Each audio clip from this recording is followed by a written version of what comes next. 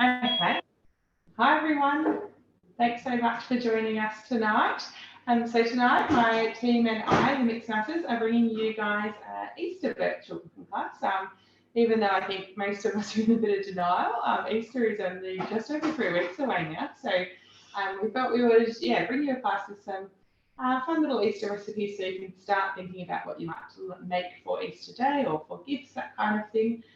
We hope you enjoy it.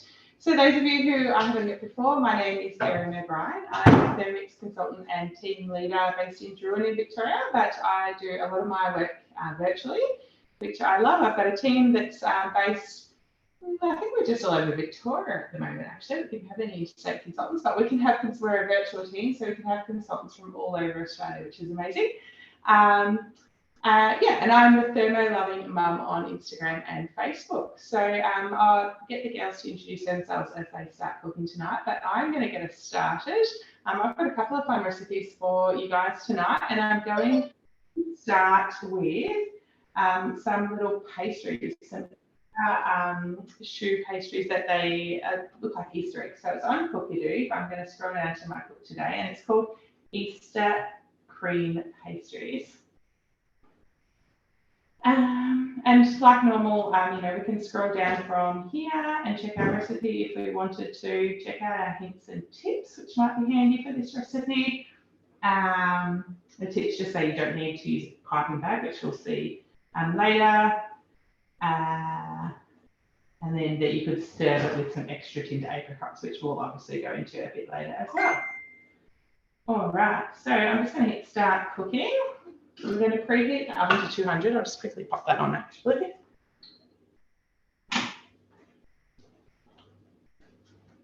Has anyone made this before? Any choux pastry recipes? Pop it in the chat box and let me know. I've already got my trays ready to go. So into the bowl now, we're going to place 250 grams of water. I forgot to ask, maybe pop in the chat box, guys, and let us know. Do you have a TM6, those of you who are watching today? I think most people registered do have a TM6 tonight, or do you not have a Thermomix? What were you hoping to get out of tonight? Yeah, any questions or anything, pop them in there as we go. And myself or the girls will help you out as we're going. So on top of that water, we're just putting in 130 grams of butter, just dust. Next. These two recipes just have a little bit of cooking time to start, so we're just going to get them cooking and then we'll come back and finish them off later. 2 pinches of salt. Next again, and 3 teaspoons of sugar.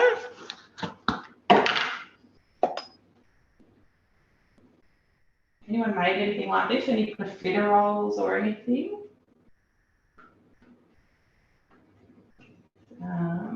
Well, hopefully you'll see tonight it's actually a lot easier than what you might think to make this pastry, especially with all kind of the hands-off time. I'm popping the lid on, but we're taking the measuring cup off and putting on our simmering basket.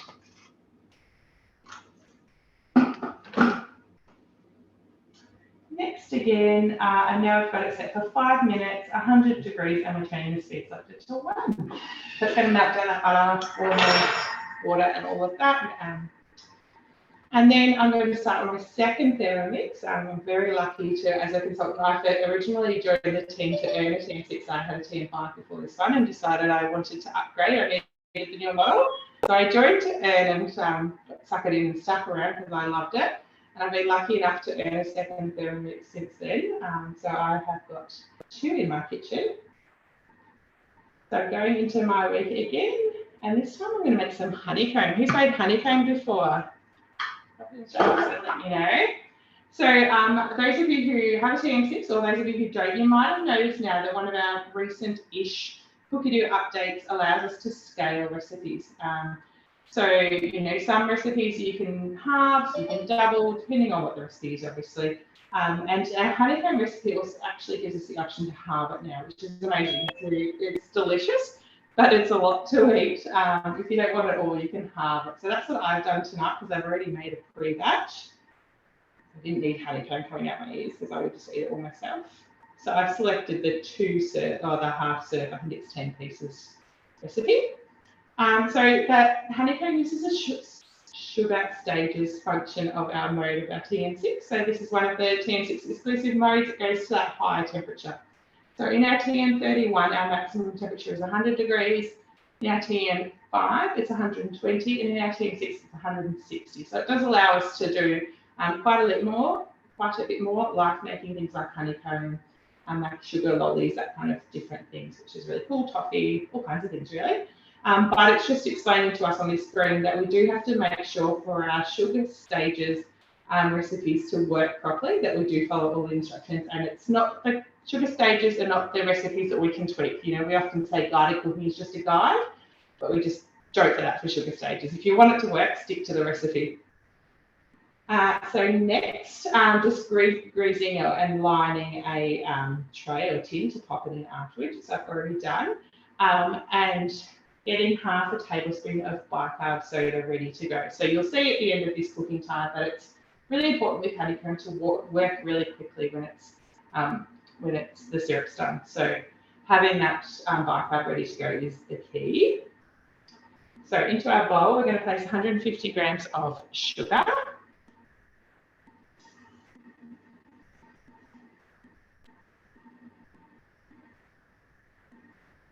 Like I said, make sure you copy any questions in the chat box as we're going. Shark and Jess are there to help answer them. 10 grams of honey or golden syrup, completely up to you which one you're using. I'm using golden syrup tonight.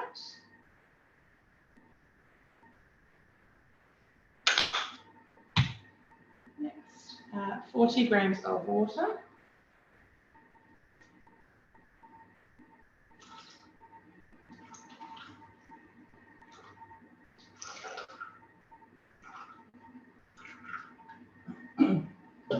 Next again, and now popping the lid on without the measuring cup this time. So just taking it off, popping the lid on, next again, and now we've got 14 minutes maximum temperature, so it selects that for you, and then this is our sugar stages symbol. The only little tweak I make here, I find just personal taste, that it cooks it a little bit too long and it gives it a little bit of taste. So I, in my opinion, I just turn the time down a little bit. So I'm going to do 12 minutes maximum temperature, and then starting that. So that will bubble away and caramelize beautifully, and then we'll come back. We're going to flick over and see Jess now. And I will, like I said before, it is really important to work quickly when the time's up. So I am going to just jump in when we're getting close to that 12-minute mark, and we'll come back and see what it's up to and what to do next. But otherwise, we're going to go see Jess.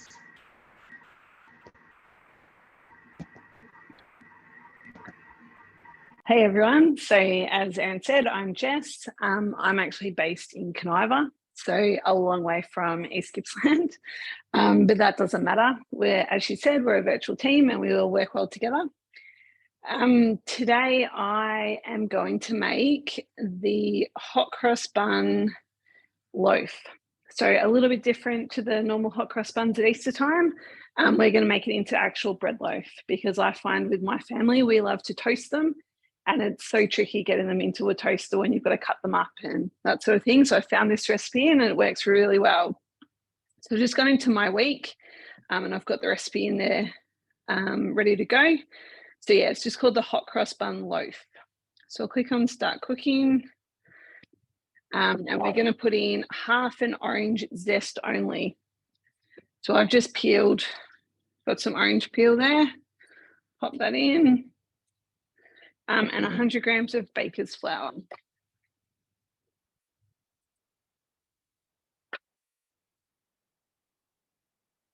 So I'll just pop this in. Does anyone else love hot cross buns?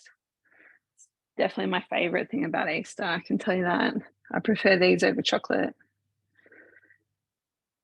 Okay.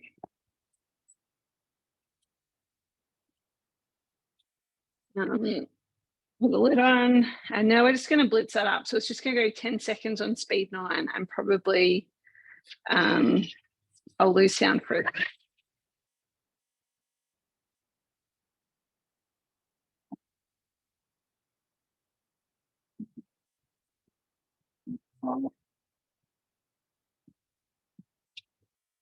Go. So I'll show you there. It's just blitzed it all up. So the peel in the flour. Ooh. And we'll just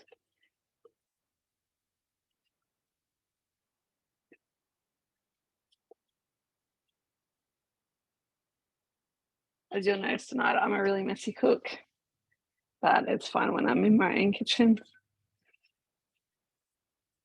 All right, what's next? 60 grams of water. So we don't have to clean up the bowl, we can just continue on. 160 grams of milk.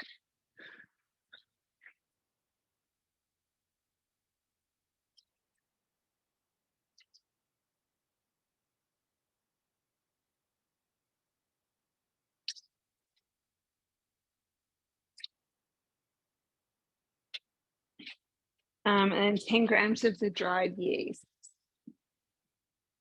Put that here. So always when you put in the yeast, always make sure when you're making bread or anything like that, you don't try not to get it on the blades and just pop it around the blades. I'm just going to, now this is just going to warm to 37 degrees for 3 minutes. So it's just going to 37 degrees because that's when you read a recipe, it talks about needing lukewarm water. It's actually talking about 37 degrees. That's an optimum temperature of water for the yeast to start being activated. Normally it doesn't go for the 3 minutes, it's quicker, but because we've got milk and milk is generally kept in the fridge, the Thermomix knows that we're starting with a lower temperature. So let's check the chat box. Is anyone making hot cross buns? Yeah, there's a few people that do. Yes, I'm just going to pop over here quickly. Yep, just go for it. She's just up to the next step, so I'll just quickly do that. Go for it. So you can see. Oh, I need to. No. You can hopefully see without me tipping that down. So that butter and water, the butter's all melted down there. So the next step is just 200 grams of plain flour.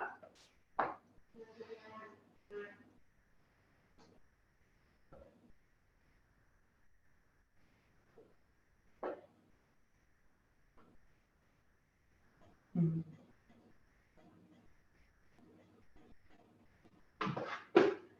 next again, popping the lid back on.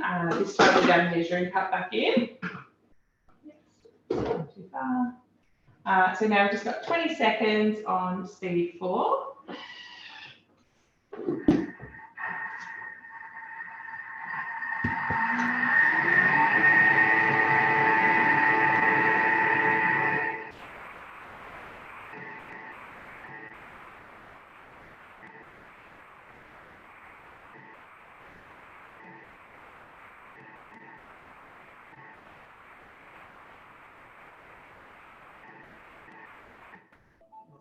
And that's combined. And now what it wants us to do is just leave it to cool for 10 minutes. So leave it in the bowl. You can see that kind of hot pastry there. So we're just going to leave it in there for 10 minutes to cool. Who's used the timer function on their TM6? Yeah, this is one of our newer features as well. So you can see, or you probably can't see it on Zoom, but if you're on your TM6, there's this tiny little arrow in the middle of the top. If you click on that or swipe down, it gives you an option to bring up a timer. So I can now, you could use this for anything, you know, if your oven timer wasn't working, anything like that. So I can just click my timer up to 10 minutes and start that, and it'll let me know to come back in 10 minutes and I can keep cooking, which is really cool. You can keep going with other stuff while that's going as well, which is awesome. So my honeycomb's got about 6 minutes left, so we'll go back and see Jess and then we'll come back and finish that. All right, perfect timing. So that 3 minutes is done. We've got our mixture up to 37 degrees.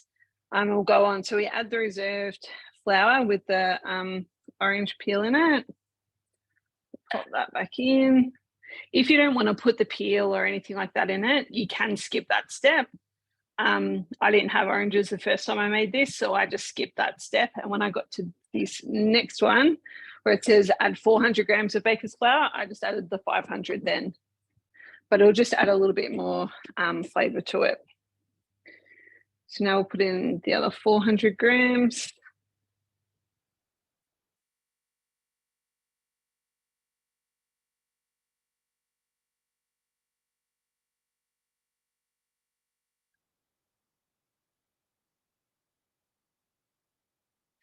There we go.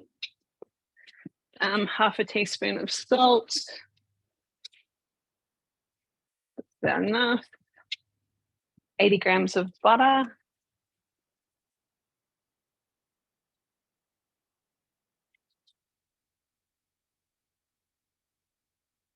It's a bit soft from being out on the bench, but that won't matter. Perfect. 50 grams of caster sugar.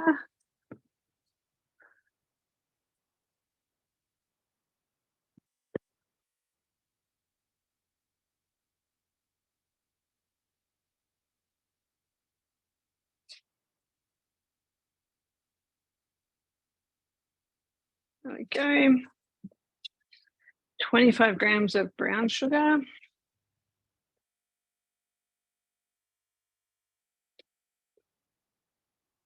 I'm sure you can probably adjust the sugar and put less if you want to. Got to remember it's guided cooking, not set in stone cooking. So it's whatever you want to do for you and your family. So we've got 2 eggs, 2 teaspoons of ground cinnamon.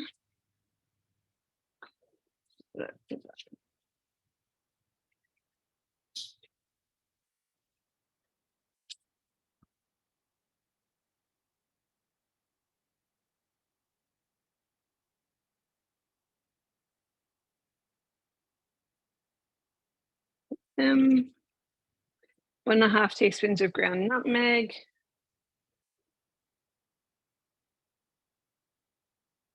And then ask for half a teaspoon of ground cloves, but I don't have any. So I'm just going to put in some mixed spice. I thought that was close enough. All right, so I'll pop that all in. And we're just going to mix that up for 6 seconds on speed 7.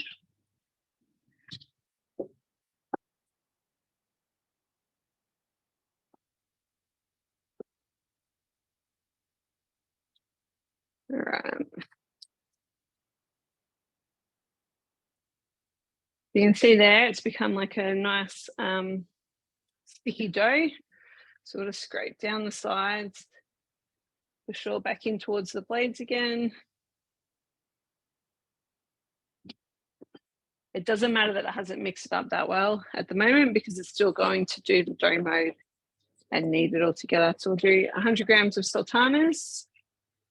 Again, at this step, you could put in whatever dried fruit you would like.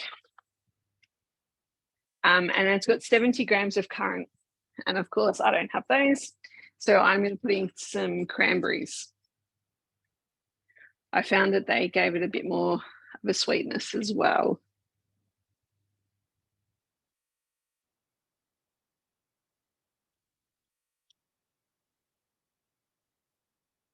Okay.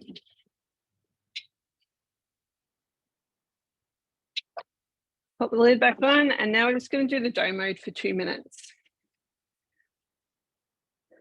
So I'm sure you're all aware, but 2 minutes of kneading in the Thermomix is equivalent of about 20 minutes by hand. So there is no way I would be standing here and kneading this for 20 minutes to get it all combined nicely.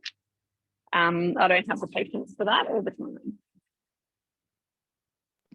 You could definitely make the loaf into like a chocolate chip hot cross bun too, couldn't you? Just leaving out the cinnamon and nutmeg and swapping the sultanas for chocolate chips. Yeah, definitely. Yeah, and when you see the other flavors like cinnamon and apple at I was in a bakery today and they had cinnamon and apple hot cross buns, and I thought you could easily do that with this too. Yeah, just adding some dried apple instead of the sultanas and the cranberries. Yeah. So I might just flick over because we've got about a minute left on the go for it. The honeycomb. If I can think of what I'm trying to say. So I've just got everything ready to go for the honeycomb. So like I said, it just, is easier and works a lot better the quicker you move. So just set yourself up and you'll be fine. Like it's, people think honeycomb's a lot harder than what it is, and it really isn't. It's just a matter of working quickly. Like you saw before, it's just throw those few ingredients in, just make sure they're accurate.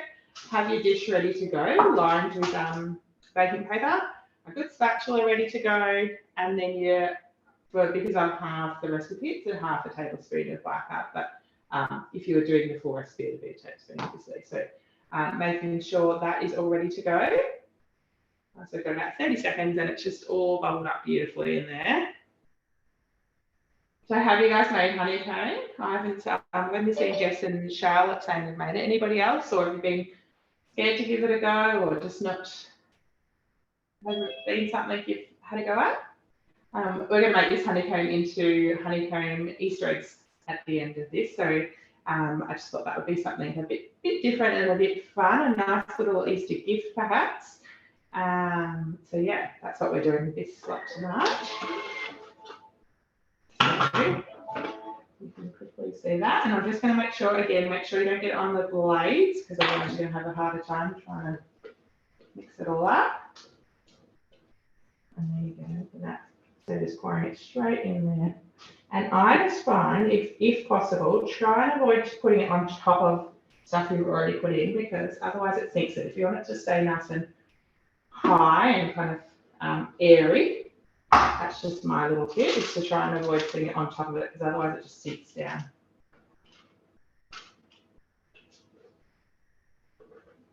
And that's it, guys. That's all honeycomb, all there is to honeycomb. And just don't touch it with your fingers, because it is very, very hot. And then you just want to just make sure you clear the lip. Sorry. The honeycomb recipe continues on to use a pre-clean to clean the bowl. So just make sure you are cleaning the lid before you keep going, so that your lid fits on the lid. Because if there's too much built on there, you'll have a hard time fitting your lid back on to use the pre-clean. So that's it. That's our honeycomb. We've just got to let that cool now, and it'll go nice and hard and perfect for whatever you want to use it for, which will be Easter eggs later. So was that harder than you thought, or easier? Pop in the chat box and let me know. Otherwise, we're going to finish seeing that hot cross bun loaf with Jess. And I'll see you a bit later.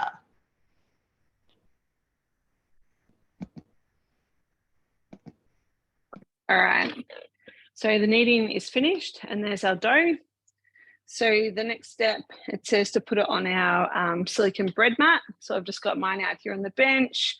I have put a little bit of flour on top just because it's a really sticky dough. And I find that even though nothing usually sticks to the mat, it's just a little bit easier when you've got a really sticky dough to just put a little bit of flour. Does everyone have one of these dough mats? If you invite some friends along to a demo like tonight, you can get one as a host reward, and they are amazing. I would use mine so often for any sort of bread product or pastry or anything like that. All right, so done a pretty good job there. It's still a bit caught around the blade. I'll just show a quick trick. Just go back out to your home screen, click across to Turbo, and just I usually do it twice. So the second time when you don't hear anything, you know you've got it all off. You'll see it pushes it all to the edge like that, and now we can get it out with our spatula. So it's just a nice quick tip to try and get more, so there's less wastage around your blade, or else you'll be there forever trying to scoop it out. There we go. All right. But there, go back to our recipe. So it's just saying that we're just going to make it into a nice ball, and we're going to wrap it now and place, wrap it in our mat or place it in a bowl and let it prove until it doubles in size, which is about an hour. So here's one I prepared earlier. This one has already been proving for about an hour. So let's move this one out of the way for a minute. As you'll see tonight, I've got hot cross bun dough coming out my ears tonight, but that's okay. We love hot cross buns here. So because this one's been proving for about an hour, we're just going to, what do they say?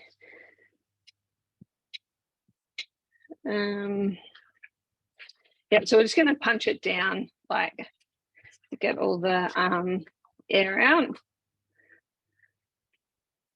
And what I might actually do, I don't know if you guys know how to do this, but if you go to your recipe detail, you can actually skip ahead to the step that we're up to. Because we're skipping that, we're just going to skip ahead to where we're up to with the dough. So we're going to knock down the dough and divide into 10 equal sized pieces. So what I did is I was making this in my bread tin, but I kind of cheated and I thought I'm not really good at doing 10 equal sized bits. I'm just going to do 4. So I just split it into 4, like so, if you can see that. And then just sort of like I flattened them out a bit and then shaped them into like a cylinder sort of shape to put into my bread tin. I'll show you again. So I just sort of flattened it all out, just like when you're making rolls, and then just like scooped it under to make like a cylinder sort of shape. Mine are kind of a bit longer because I'm only making it into 4. So this is just going to help get the fluffiness in the bread and help it rise again. So I'll do all 4 because I've made it easier for myself and not done 10. And then it's saying to put it in the bread tin and cover with your silicone mat or kitchen towel and let it set it aside to prove again until it's doubled in size. So this recipe does take a long time with all the proving, but it doesn't take a lot of time with your hands-on time. So bear with me.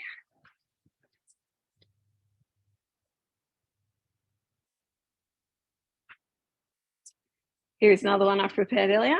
So these ones have been sitting in here for about an hour again. So they have risen and come up. Ideally, you probably want them to get a little bit higher to about 3/4 of the tin, but I'm pretty happy with that. And I think we'll continue on. So I need a clean bowl, so I'll just grab another one.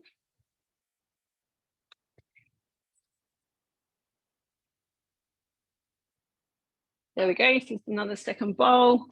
Anyone else have a second bowl? They're so handy to have more than one. I've actually got 3 bowls and I still can't ever keep on track of them all. All right. Got 80 grams of plain flour. So now we're actually making the dough to put the cross on the top. You can get a second bowl in the mix shop, but also if you join our team and you become a consultant, you can earn one as well, which is really amazing. All right, pinch of salt. We'll do 1.5 teaspoons of olive oil.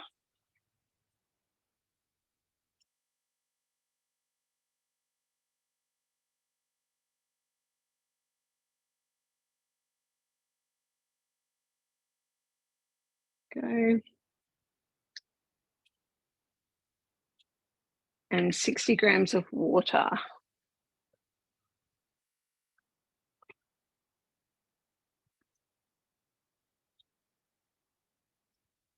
Now I'm actually going to put a little bit more water because last time I made this, it was really thick and a bit hard to pipe out. So it's just going to mix for 30 seconds on speed 4.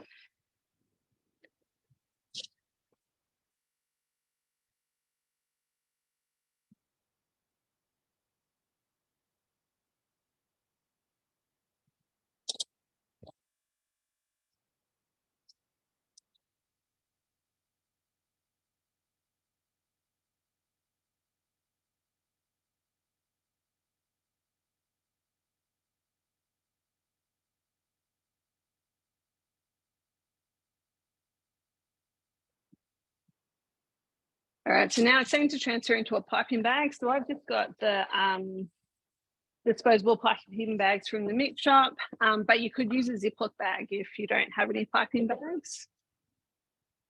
And that's what it looks like there. So it's still pretty thick, but that's all right. We'll give it a go.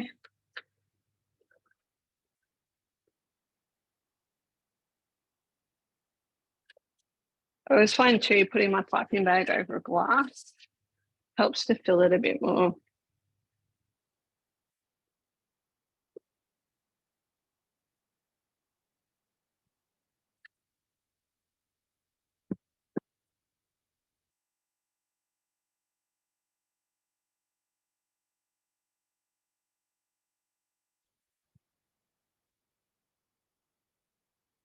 Again, I'll just quickly put this on turbo because it's not coming off from the blade very well.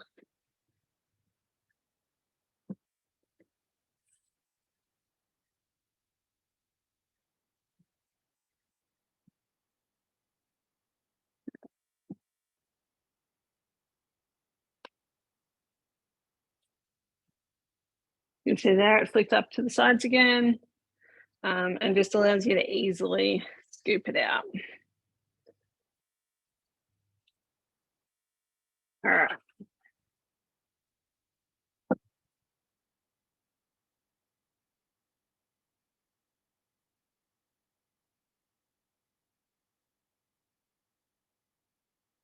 So what I'm going to do now, if you can see, is just on top, we're just going to pipe crosses on top of the loaf.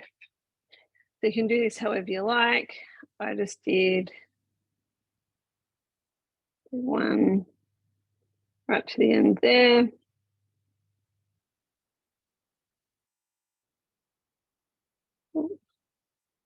Very sticky. And then just piped across.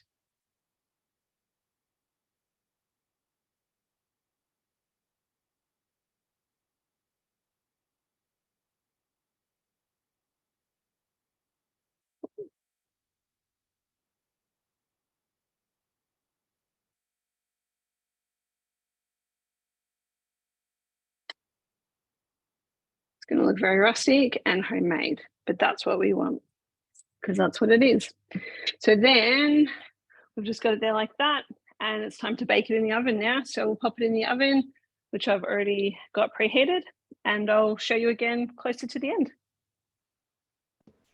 Amazing, thanks Jess. I can't wait to try that one. I love hot cross buns, but I haven't made the loaf yet, so adding it to my list. All right, now we are going to pop over and see Charlotte.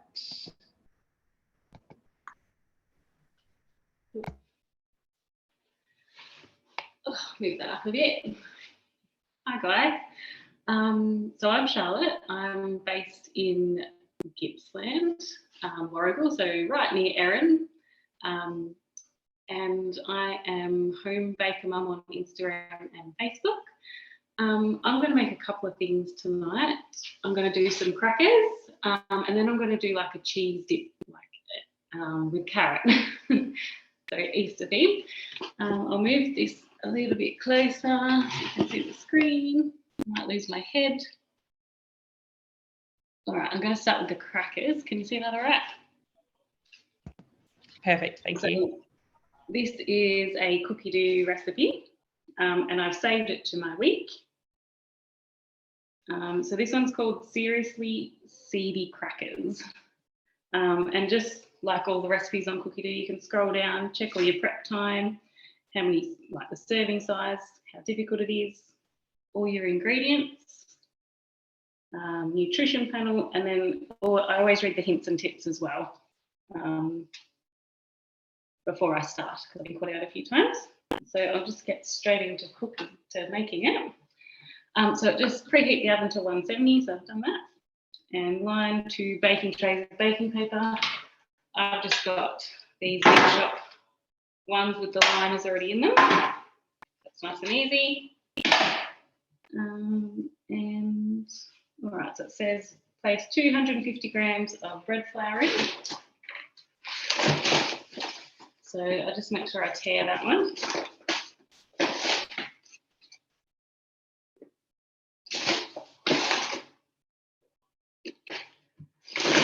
$2.53 next. It has a lot of different seeds in it. You can basically use what you want, what you have, what you want. I pretty much had everything, so I'm going to use everything. So 25 grams of sunflower seeds. I guess as long as you make up the same quantity at the end, it shouldn't matter what you use. All right, 25 grams, tear that one. Sunflower seeds.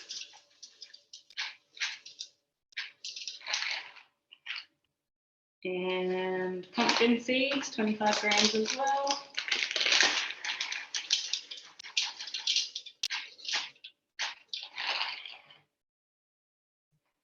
And it says 25 grams of linseed or golden linseed. Right here.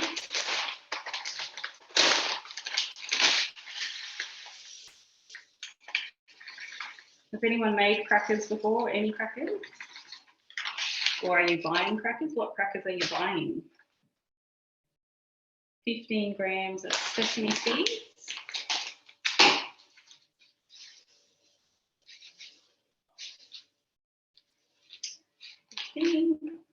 And 5 grams of poppy seeds. I don't know how much I've got here.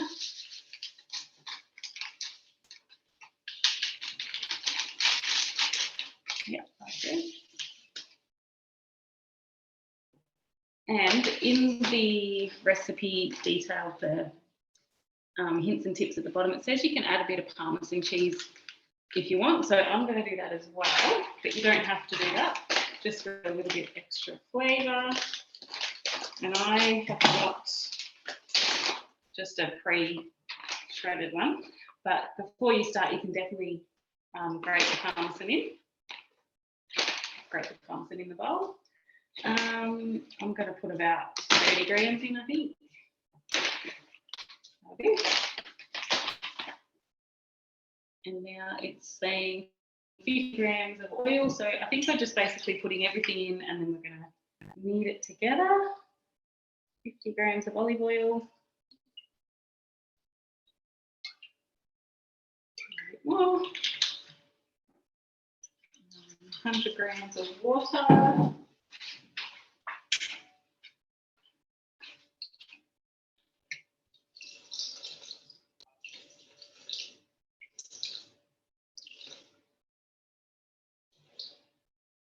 And a teaspoon of salt. And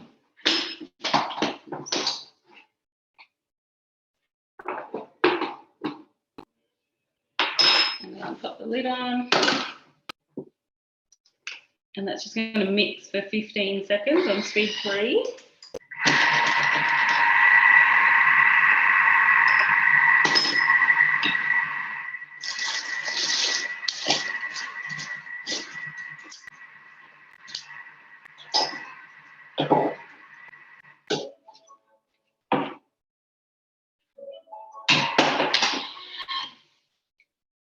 And now, so that's all mixed up. Now we're going to put it on dough mode. We're going to knead it, I think it's for 1.5 minutes. So that'll come together in a nice ball.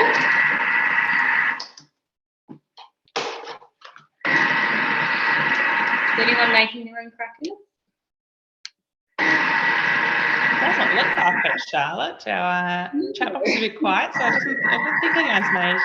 I've only made, there's a seeded sheet crackers on Wikipedia that I've had a go at before. It was just a bit of a cheap one because you just broke it up with your hands at the end. Yep. I've made the gourmet crackers before. They were nice, but I haven't actually made these ones yet. So we'll see if they look pretty easy. Yeah. Very simple. So Charlotte, maybe while that's going, maybe you could tell us a little bit about why you joined the team. Tell us a bit about yourself. I can't hear the Thermomixers in my ear. Sorry. So what was that? I said, while that's kneading, maybe you could tell us a bit more about yourself and why you joined the team. Yeah, so I'm just a stay-at-home mum. Yeah, and I love my Thermomix, so I just thought I'd join, see how long I stayed for. I just love sharing what I make too. Like I use it every day. Yeah. Yeah, so you may as well get paid for it, hey? May as well get paid for it. Yeah, and I can work around my kids as well. So if do after school sports and swimming, all that sort of stuff. You can definitely work around them. And like now they're in bed, so they can work. Perfect. All right, so we're all putting the kids to bed before jumping on tonight. Yeah. So that's just needed, and it should just come together. It's pushed together. All right, so it says tip out onto a lightly floured surface and bring together. I'm just using my mat, same as Jess's from the Mix shop, which you can get as a host reward as well. Just get my spatula. I'm not going to bother flouring it because it doesn't look too wet and sticky. And it is a non-stick mat as well. And then it says halve the dough and roll out each half very thinly, only 1 to 2 mil. So it does come together pretty well. I'll just roll that out. It's going to be very thin.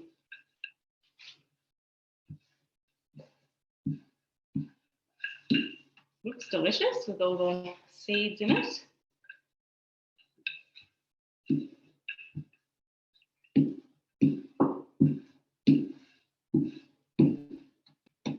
All right, that looks pretty thin. And then it's cut into squares with a knife or into circles using a pastry cutter. I'll just use my spatula. So you don't use knives on these mats. They are made of fiberglass. So I've just got my spatula. You can use a dough cutter. I'm just going to do, it doesn't say how big, but I guess just the size of a cracker. Cut them up like that. You could, use like dough cutters, like your molds, if you want to do circles. And I'll just do little crackers. And then it says to transfer to prepared tray. Just lift them up with the spatula too.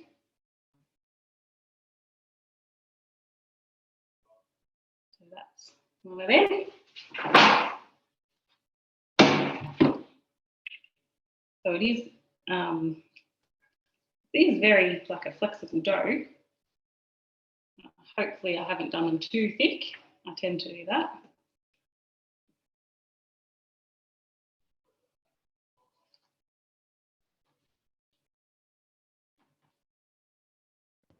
Cool. We might keep moving while you pop them all on the tray, Charlotte, if that's okay. And then we'll come back and see the dip and the crackers once they're cooked. So now you're just baking them for. Now it's going to. They said bake for 20 to 25 minutes or until lightly golden. Perfect. Cool.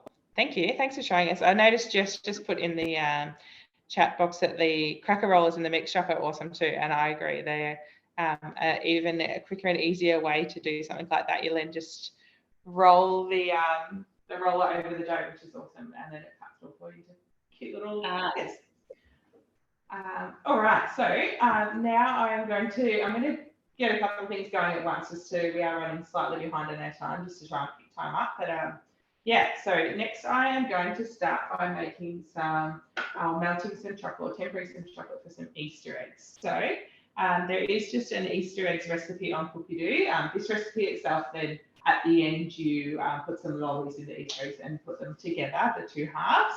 But we're just going to use the first half of the recipe, which is tempering that chocolate and popping it in the molds. So just going to hit start cooking, and then into our bowl we're putting 450 grams of milk chocolate.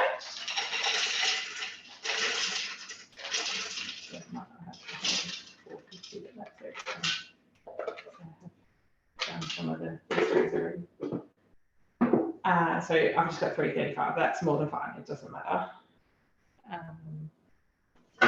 Popping the lid on. Next. So now I've got 6 minutes at 37 degrees and turning speed selected to 1. So that's just going to melt down, and then after that 6 minutes, we just give it a straight down around the side, and then another couple of minutes. So while that's going, we're going to finish our pastries. So obviously we've been a little bit longer than 10 minutes now, but that's fine. So now it's just telling us to pop the bowl back on after that 10 minutes of cooling time, and then without the measuring cup. Next, it's just telling us without setting the time. This is, I'm not sure, you probably can't see from that far away. So it's down the bottom, without setting a time, turn the speed selected to speed 5. Meanwhile, follow the following steps. When you don't have a temperature set, you don't actually have to have a time set. I know some people get a bit confused with that, but you only need a temperature set, a time set when you're heating. So because there's no heating in this step, we can just run the blades at speed 5 without a time set. That's unset. So it now says add 5 medium eggs, one after the other, through the hole in the mixing bowl.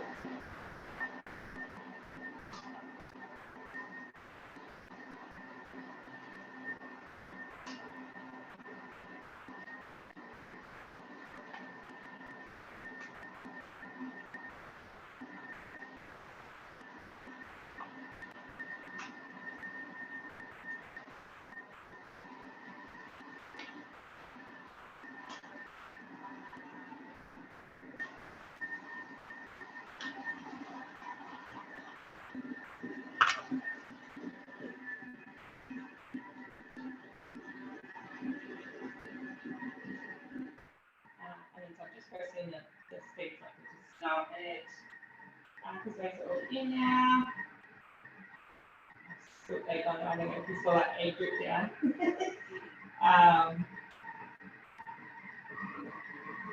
Hang on, I'm just going to turn it. Play the screen quickly. So it is very sensitive because it's touch. So that egg dripping down, it's just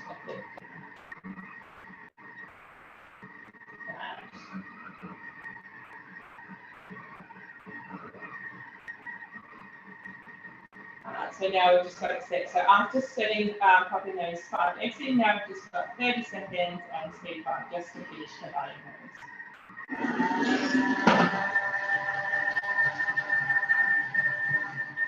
So I've just got tonight to pump these out. I'm using their reusable, it's like a silicone piping bag for the mixture. Comes in a bit of a set with some different tips and 2 25 bags as well. So I love the disposable ones like this use, but for things like this, I also love using this huge bag. It makes it really nice and easy. I'm using, when I bought my Thermomix, I'm sure like a lot of you, I got rid of all extra appliances, including a little ninja board kit you had. But I did keep the giant cup because it's so perfect for using the puppy bags. So that's what I got that over. So now it's just telling us to transfer the mixture to a piping bag fitted with a small piping nozzle. So that is our 2 pastry done there. And we're going to pop that straight into this piping bag. So it is still nice and warm.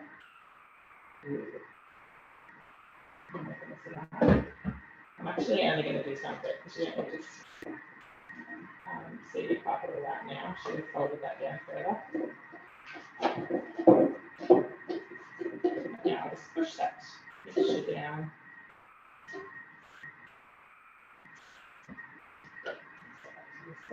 Side. Already here. So this is my tray. So like just using the rose gold trays with the, I don't know, like Charlotte was, with the lime. I absolutely love these. These are available from the mix shop. So now it's just telling us to take our plant pastry into 10 discs, about 10 centimetres on the prepared trays, leaving 5 centimetres in the tray. So I'm not going to pipe all 10, I'll just pipe a couple for tonight, for now.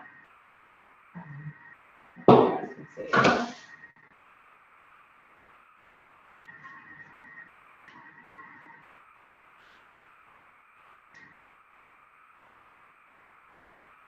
And then if I scroll to the next screen, it does say pipe an extra layer around the edge of it, forming like a raised rim on the disc. So you just go around the outside again. So it's almost like a bit of a nest kind of thing.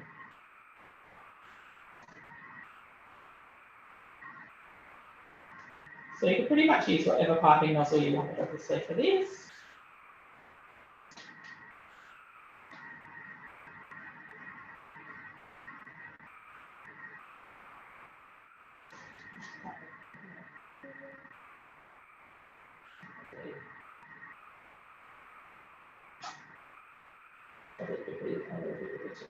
Again, like anything, you can do it to how certain sizes you want. You can do it smaller, you just need to make sure they're all similar, similar-ish sizes for cooking time, obviously. So I'll come back to do the rest later, so you're not standing around just watching me pipe that. And then you just want to flatten the centre down a little bit, just with it back of a wet spoon. So just giving them a little, just popping down the middle, just so again it's creating that kind of little nesty type thing.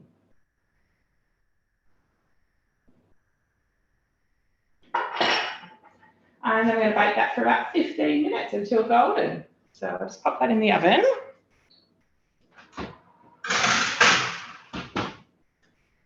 And then, like I said, I've got a bit going on at the same time here. So that 6 minutes is finished, and now we're just going to give chocolate, it started melting, but you can see it's flipped up around the side. So that's why we're stopping now, to give it a push back down towards the base. So all those little chocolate chips are kind of flipped up then. That's why we stop now, to make sure we're getting them.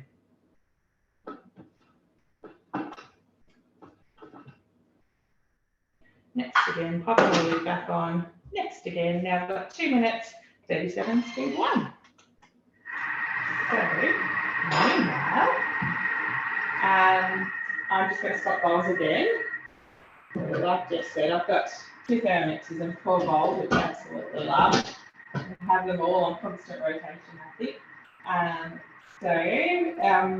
Now you would clean and dry your mixing bowl if you just had one, but obviously you can swap out and have 2.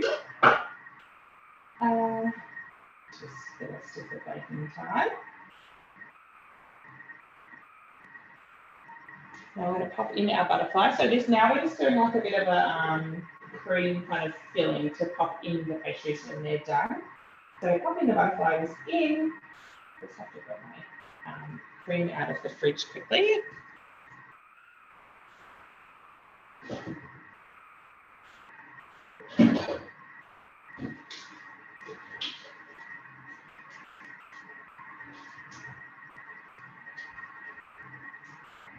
So into there, I've put in 200 grams of cream.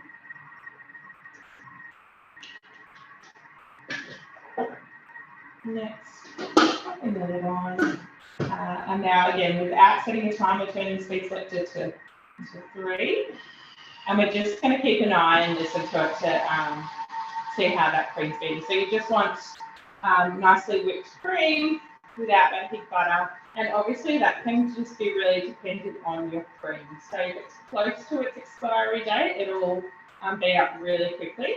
And if it's really fresh cream, it'll take quite a bit longer. I shouldn't say quite a bit, because it doesn't take long anyway. So you do just want to keep an eye on it. Setting a time, you could end up with butter one day and perfectly whipped cream with another bunch of cream. So yeah, keep an eye on that. We are running a little bit behind, sorry guys, but here it is. The finished products are worth it, I promise.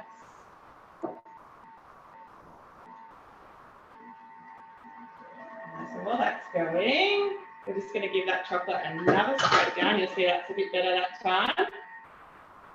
And I'm just listening to that cream at the same time. I'm not sure if you can hear that through my headphones, so the sound has changed now from that real liquid to the thicker sound. So I know we're getting close. I'm just pressing the button to stop. And I think that's there. So I'm just going to go down that chocolate. Next, popping the lid back on, so it's just one more good time on this, so it's just 1 more minute at speed 1.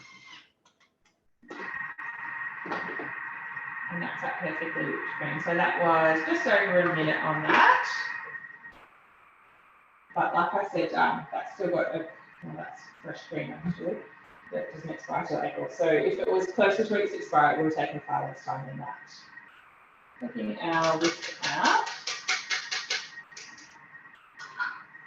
And just popping that cream in a bowl.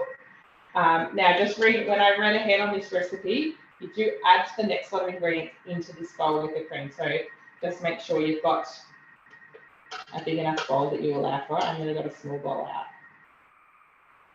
We would have just had to do more dishes.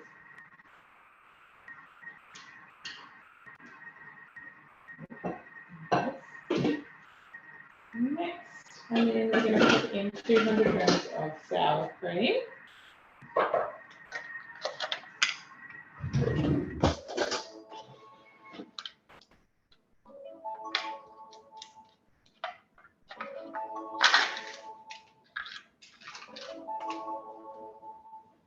Just tearing those scales because I had the bowl off when I hit next.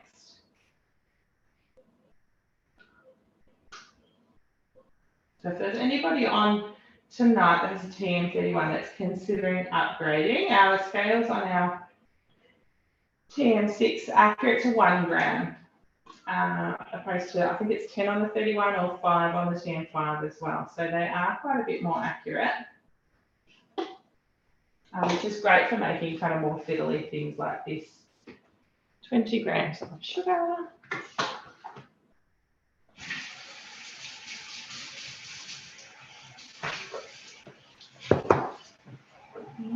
Again, teaspoon of vanilla. I don't mention my vanilla. Vanilla's a bit like garlic, I think. You kind of just measure it yourself what you like. Popping the lid back on again. Next. And now I've just got 20 seconds on speed 4.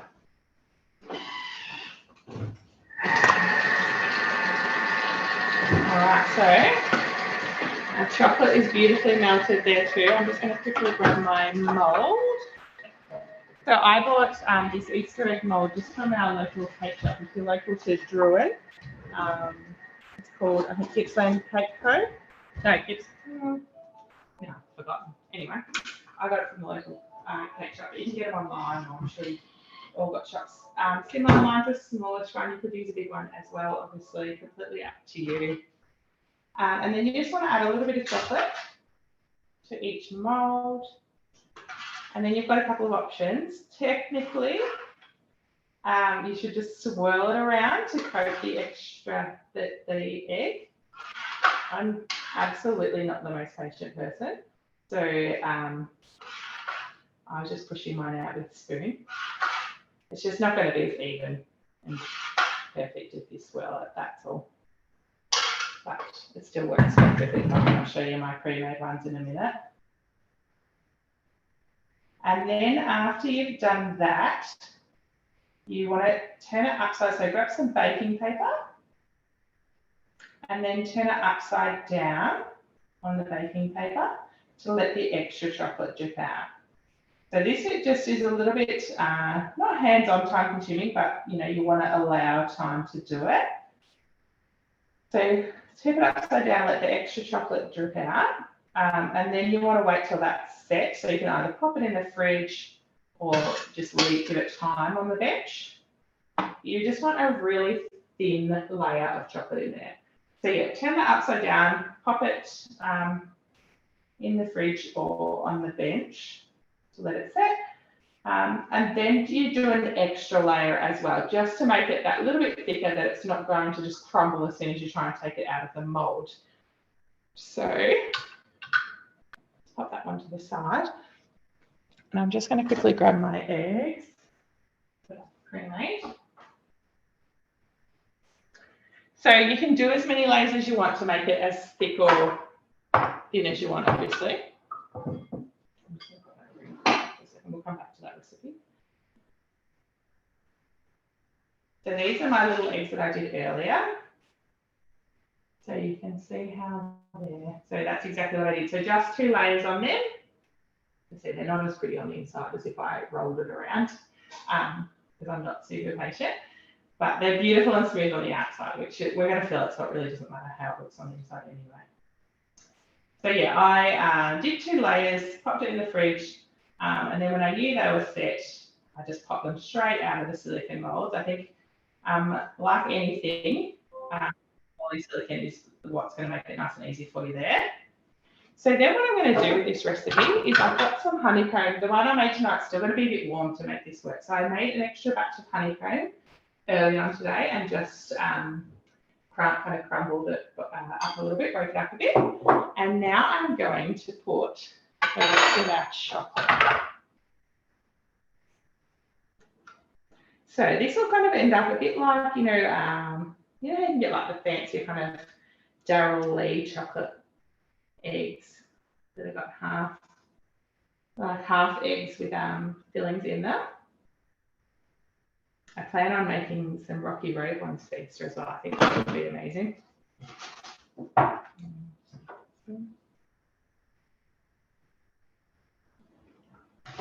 So you just coat these as much as you want it coated, really. I think it'll look good to have it a little bit golden still. I'm making a good mess tonight, aren't I?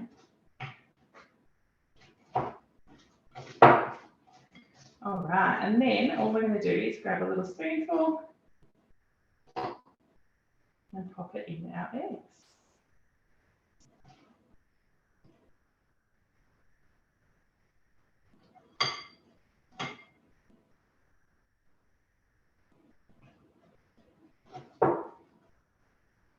I probably should have kept the eggs in the fridge a bit longer. They're a little bit starting to melt in the warm air. But anyway, that's it for them. Try and get good like filling in them, really, getting good sized pieces. I just had to make sure I didn't break up the gosh, my brain's gone tonight. Honeycomb too small, so too big, so that it did fit in those little eggs. Obviously, if you had like a bigger egg mold, you could do more. How cute are they?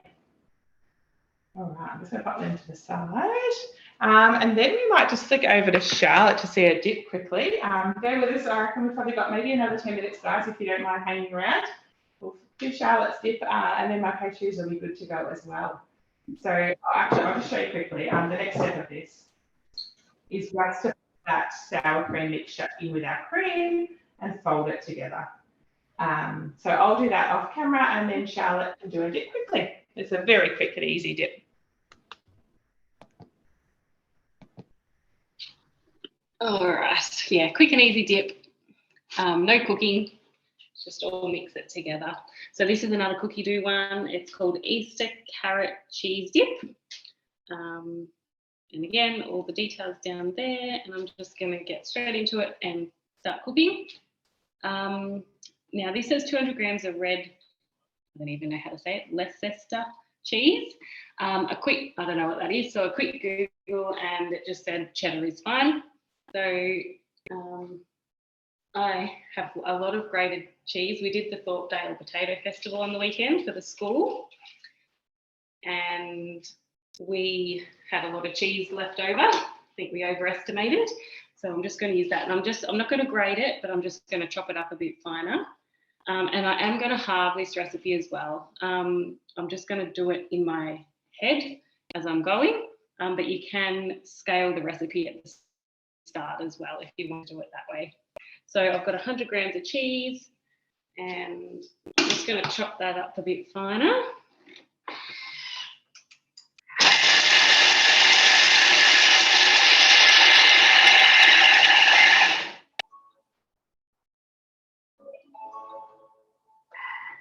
So obviously you can put like the square, like cut up chunks of cheese.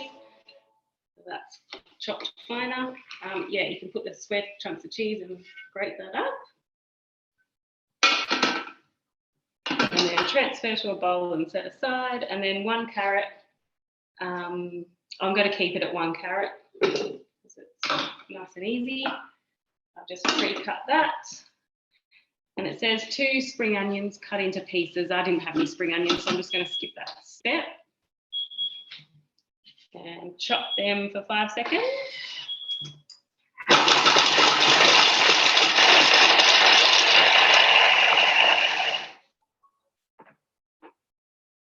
And then scrape down the sides of the bowl. And then we're going to chop it again. So we're going to make it a little bit finer. So for another 3 seconds.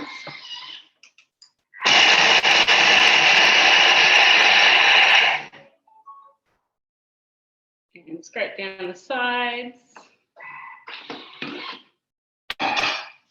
So that's chopped that nice and fine.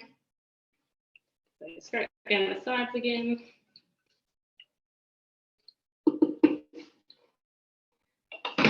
It says to add 75 grams of that reserve cheese, but we are halving it, so I'll add about 30.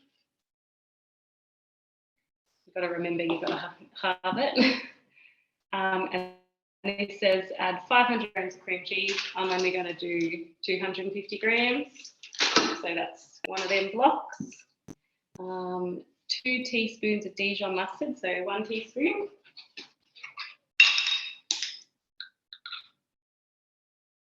I think most people have, well, I would think most people would have most of these ingredients. I had to just go get cream cheese today, but I have everything else. 1.5 teaspoons of garlic powder, so I'll just put a bit less than that in. I'm just going to wing it, not measure it. Garlic powder. This says 1/2 teaspoon of paprika. Try and get a little bit out of this. 1/4 teaspoon. And some salt. So this is just a taste. I'll just put just under 1 teaspoon. And some pepper. You can put more or less what you want. And now we're going to mix that for 15 seconds on speed 3.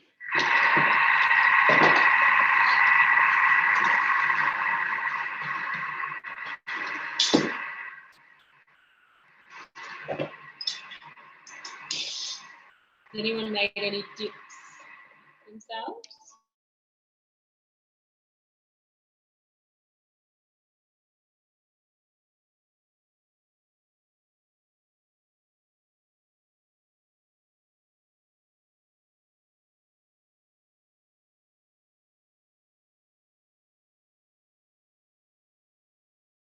Oh no, we're freezing there.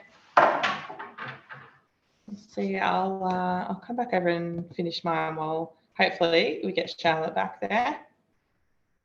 All right, so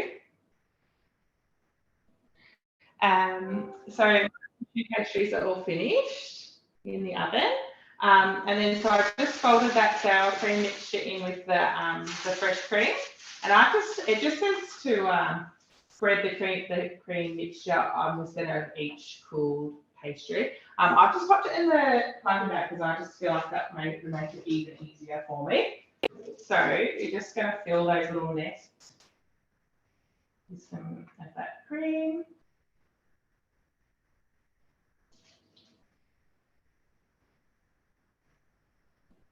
Yeah, I just feel like it's easier piping it sometimes.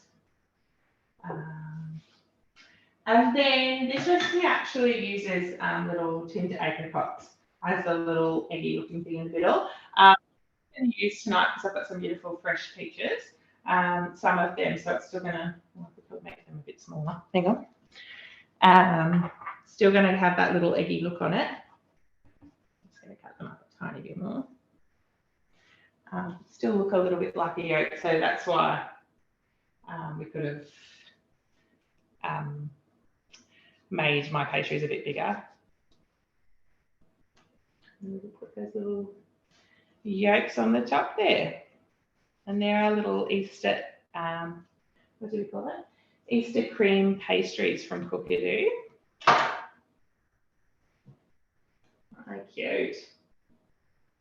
And delicious. Have we got Charlotte back? Look like it. How's your bread, Jess? Is that finished? Yep, mine's all finished. I can jump back on if you want. Yeah, I'll show you. I'll come over to you and then I'll just grab my Easter eggs back out of the fridge. All right, so there's my bread there. So as I said, my crosses on top weren't ideal, but they look okay. So the last part of the recipe was to actually make a syrup with the fresh orange juice and honey. So I just juiced the orange that I'd used the peel from. And I didn't think anyone needed to watch that. It just cooks for 2 minutes. You can see the syrup in there. And it just says to brush it with a pastry brush on top of your loaf while everything is still warm. I'll just pop some of that on top. I'll give it that beautiful, it smells delicious, but that beautiful stickiness like a hot cross bun.